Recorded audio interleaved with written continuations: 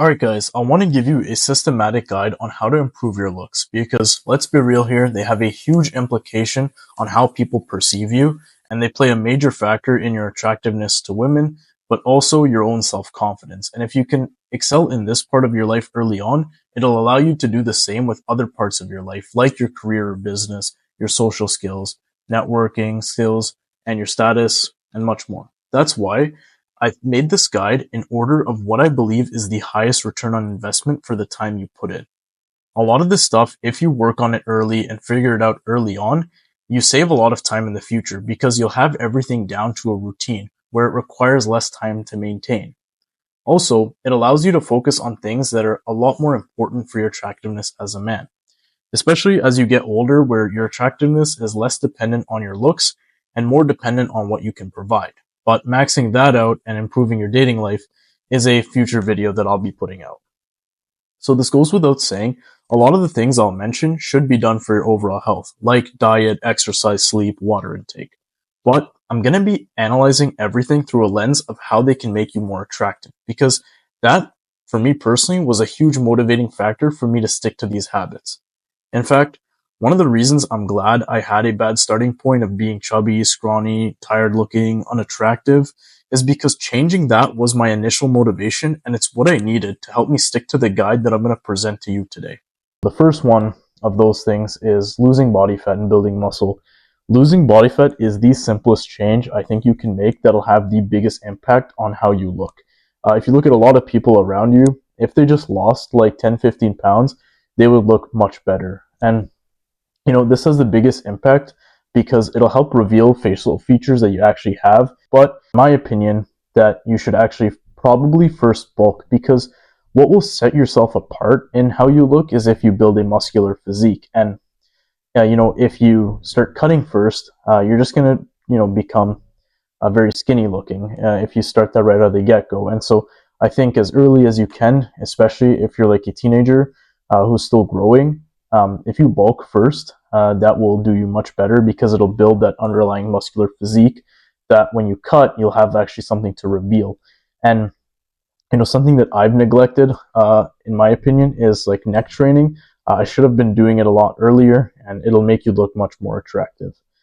For the bulking aspect, though, if you're unsure whether you should bulk and like how to bulk, I do have a separate video on that, so you can take a look at that. With losing fat, though, it's not as easy as just saying lose fat for a lot of people, because they are addicted to and they have cravings for a lot of junk food. And what you'll see online a lot of the time is to just go with the low calorie or the artificial sugar version because it's lower in calories, higher in protein. But in my opinion, that's you're not attacking the actual root cause. You're just attacking the fact that you're eating too many calories. So in my opinion, you can start off with lower calorie versions and artificial sweetener versions, but you should slowly focus on just eating whole foods, as what this will do is it'll curb your appetite and reduce your cravings for the junk food as a whole. And once your body is adjusted to eating whole foods and you feel the difference in your face, in your skin, in your energy levels, you just won't want to go back to eating crappy food. But in general, you just want to make sure you're eating a diet with whole foods and it hits all your micronutrients and your macronutrients. I have a separate video for that in case you do want to look. And when you are losing weight, it is important that you are continually weighing yourself when you do this and you take the average of what you weigh, because oftentimes, when you are struggling with how you look, body dysmorphia can kick in, and you don't know whether you're actually losing weight or it's just the water weight for the day. So if you take a long average, meaning you make it part of your morning routine where you weigh yourself, that'll do a lot to determine, systematically and statistically whether you are actually losing weight. But again, first I think you should develop that muscular physique, then you lose the weight. That'll do most of the heavy lifting for how you look. To help you lose weight more effectively, it's really important that you increase your activity level. I find that walking in between sets, as well as playing a sport, is very good for this, because when you're playing a sport, you actually want to push yourself. Also, high intensity exercise like a sport or saunas will actually have you sweating. And what this will do is it'll reduce the water retention in your face, making your face much more streamlined. Also, it'll detox your skin, just giving it a much healthier glow.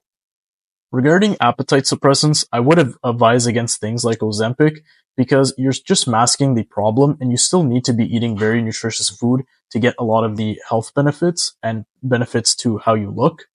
But an alternative, if you are set on using an appetite suppressant to help you get started, would be caffeine with ephedrine.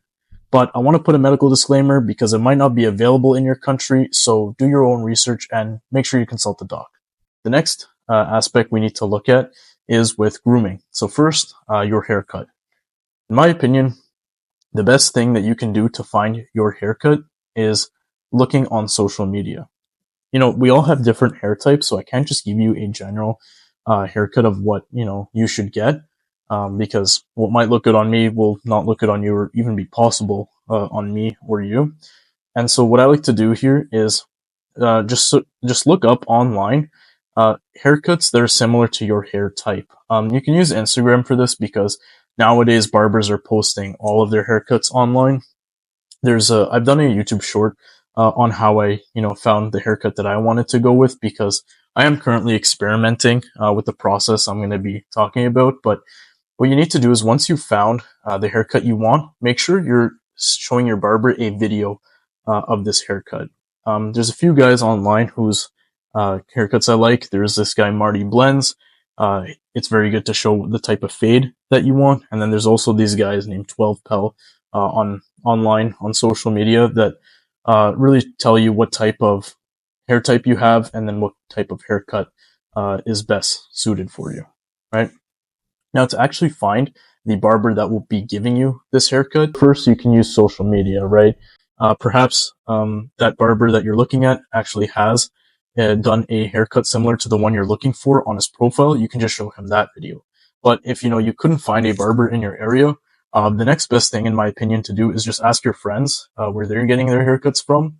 Or if you see somebody on the street that has a hairstyle and haircut that you like, work on your social skills, give them a compliment at the same time, and just ask them where did they get their haircut, what did they ask for, who did they exactly go for. Because then what you can do is once you've gotten the barber you want, just stick to the same person, and you'll be saving so much time on how to research for your haircuts. You really just need to do it once. For me personally, I had to just straight up reset my hair. I got messed up really bad when I was younger, and so I just buzzed it all off completely. That way I could restart from fresh. And the first haircut I went for was something a bit more traditional and a little easier to do.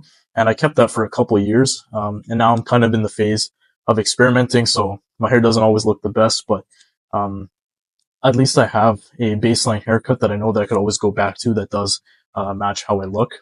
And the way I did this is by showing the barber video and finding the barber through one of my friends. The other thing is that I would do when I was younger is I would use shampoo every day. I just thought that was the healthy thing to do. And there's a growing trend of people that are saying not to use shampoo. Personally, the shampoo I use is a ketoconazole shampoo because it's anti-inflammatory, antifungal, so it's good against dandruff, and you don't need to use it often. I literally just use it once to twice a week. And the only times I do use product is after I've used it because it does make your hair go pretty dry. So mostly I just use a conditioner. And other than that, the haircut you should be getting should be pretty well suited for your hair type. That way you wouldn't need too much product and, you can save that time because a lot of the time, every morning having to do your hair, especially in the morning, isn't really worth the time investment if you don't have a haircut that works with your natural hair.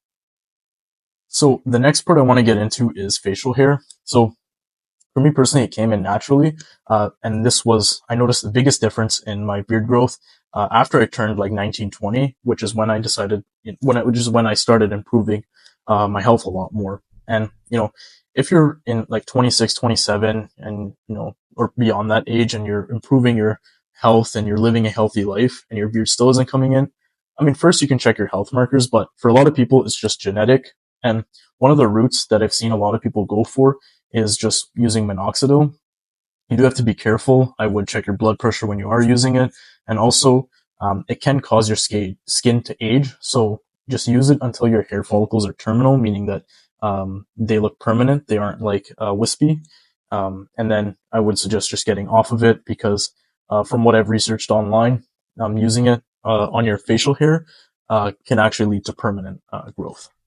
So even if you don't want to, rock a beard like me, I just personally like the look of a fuller beard because you can kind of shape the beard in the way you want to, especially if you don't have like a prominent jawline or you have other facial features that you just would rather, in a sense, hide with your beard. You can still just go with the stubble route. It's known to be much more attractive to have at least a heavy stubble rather than being completely clean shaven for most people. Now, the thing I see here is a lot of people actually do have potential for good facial hair. It's just that they do not groom it. What you need to be doing is debulking it, and this is like minimum once a week. You need to be doing this. What I like to do is I like to use one of these. It's called a dermaplaner. It's meant for your eyebrows, which you should actually use it for your eyebrows as well, but I'll get into that pretty soon. Or you can just use a straight razor, and I've put up a tutorial on how to do it and what the difference that it made for me. So you can take a look at that, but you do want to make sure you're lining it up pretty often, and you want to do it often. That way it doesn't grow back and it becomes harder to make that line again. Going back to the eyebrows, I naturally have thick eyebrows, so I just need to make sure once in a while I'm cleaning up in the middle over here. But for you, if you don't have thick eyebrows and you like thicker eyebrows because they are deemed as more attractive, you can use that minoxidil on your eyebrows, though I would be careful. Just use a smaller amount. So the next thing we're going to get into is your skin. Just like everything I've talked about, avoiding oils and added sugar is what you need to do because, especially for your skin, processed seed oils can lead to like oxidative stress throughout your whole body, and this will trigger inflammation, which on your skin shows up as acne, redness, dullness, patches. But specifically for the nutrients that you're eating, you want to consume a lot of vitamin A. There is a upper limit to how much you should consume, but this nutrient it's essential for like proper skin cell turnover, meaning what it's going to do is going to help your skin shed that dead skin off and regenerate new ones much quicker, leaving you with just a much smoother complexion. The best source of this through nutrition, through food, is with beef liver, since it has the most bioavailable form called retinol. And it also contains so many other nutrients that are good for your hair, skin, like zinc, which will, mitigate inflammation. This goes back to like eating a micronutrient dense diet. That will do tremendous amounts for your looks, but it's actually loaded with so much of this vitamin A, this retinol, that you need to be careful, and you should not eat more than like roughly 20 to 30 grams a day. So around eat 20 to 30 a day, but you know, you can also apply this directly onto your face, not the beef liver, but through something else called tretinoin, which is like it's a vitamin A derivative, and it's one of the most extensively studied and effective topical treatments. So it's like a cream you would put on your face, and even if you're not dealing with skin issues, I think it's still great for most people to use to keep your skin looking better and, keeping it looking youthful and, mitigate skin aging, right? Because you do want to age gracefully, and your skin is a huge part of that. Now, I will touch slightly on acne because this is one of the like things that is like anybody who has it can get rid of it and instantly look better.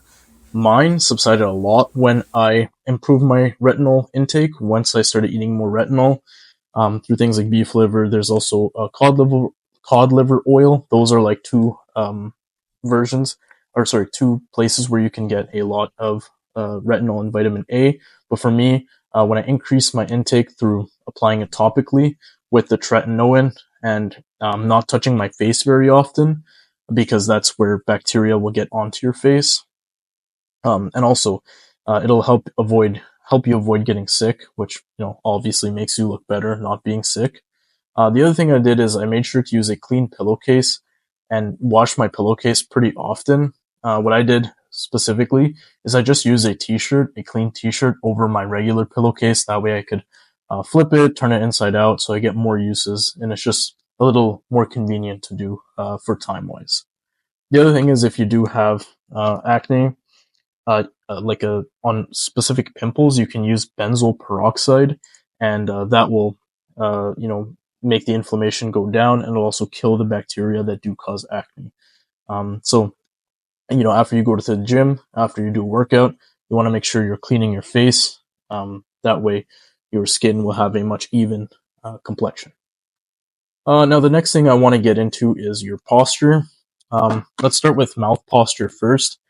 Uh, we've heard of mewing before, and it's become kind of a meme, but it's true. Like, the way you should be breathing is through your nose, and you want to do that constantly. So even when you're sleeping, what I like to do is I like to use this mouth tape. It's has little ridges on it because it's called transport tape. That way, when it sticks onto your face, it's much easier to peel off, especially if you have facial hair like me. You want to clean that up before you apply this. The other thing I do to make sure I'm breathing through my nose, I don't use this often, but the days that I don't take enough steps and I'm just with the air how it is if it's too dry, sometimes I'll use these breathe right strips to make sure I'm breathing through my nose. And then while we're on the topic of sleep, this is just going to be so important to get rid of dark circles and making sure you have enough energy, because the healthier you are, the healthier you feel, you'll just be more attractive in general. Like I said, most of the heavy lifting comes from eating a good diet and exercising, but also sleeping. And I just like to use an eye mask. That way, I'm actually getting the amount of sleep I need, and I'm not just woken up by light that's coming out. All right, so those are the things I would say are the best to focus on for your posture. One thing I forgot to mention while it's here, for your skin health, is you can also use a derma roller. This is also good to do around your hairline, but you do need to be careful around your hairline because it can cause damage, and you want to make sure that you are rotating these guys pretty often. I use a 1 millimeter depth for my skin, and I don't do this often. It's just once a week. So it's a pretty good time investment because derma rollers are quite cheap as well. Now, the next thing I want to look at and analyze is smell. Once you get into the self-improvement niche, you might hear a lot about like fragrances and colognes. And while I do think everybody should keep one on hand, you do not want to rely on this. You want to make sure that you have enough clothes, and I'll get into clothing as well pretty soon, that you're able to rotate and wash your clothes as soon as you use them for a day, if it's something that's directly going to be onto your skin. And then the other thing is for your like oral hygiene is to make sure you use something called a tongue scraper, especially in the morning or after you've eaten food, because a lot of that like bad smelling bacteria is on your tongue. So you got to make sure clean that.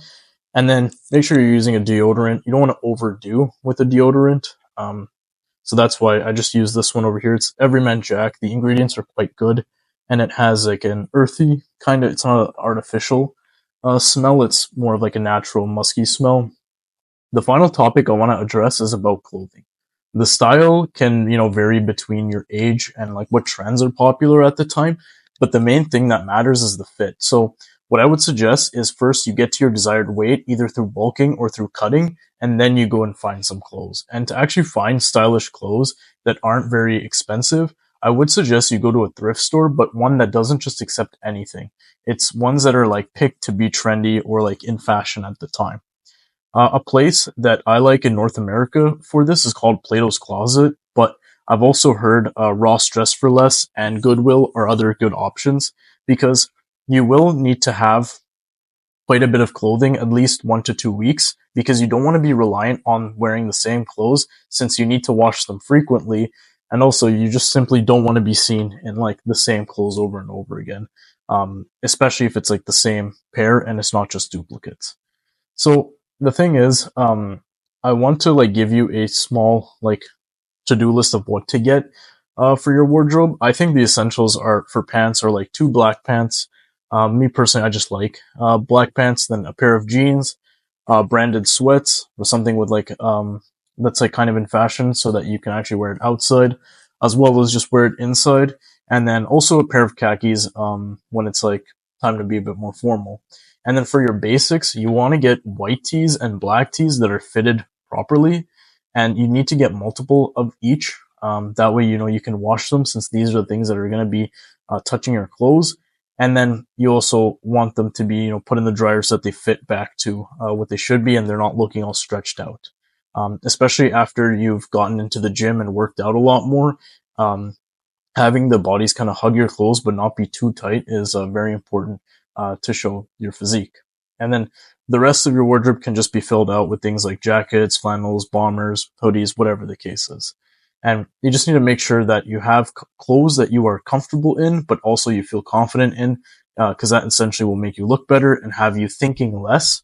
That way you can spend more time doing, the other things that are important in your life. I want to say, if you found this video, anything in this video important, or you need more clarification, because I did go pretty fast since I had quite a bit of topics to cover. I wanted to keep this as like basic as possible. Like, I think these are really the only things you need to maximize your looks, and then the rest of your time can be spent doing other productive things to increase your value and keep you further along the self-improvement journey.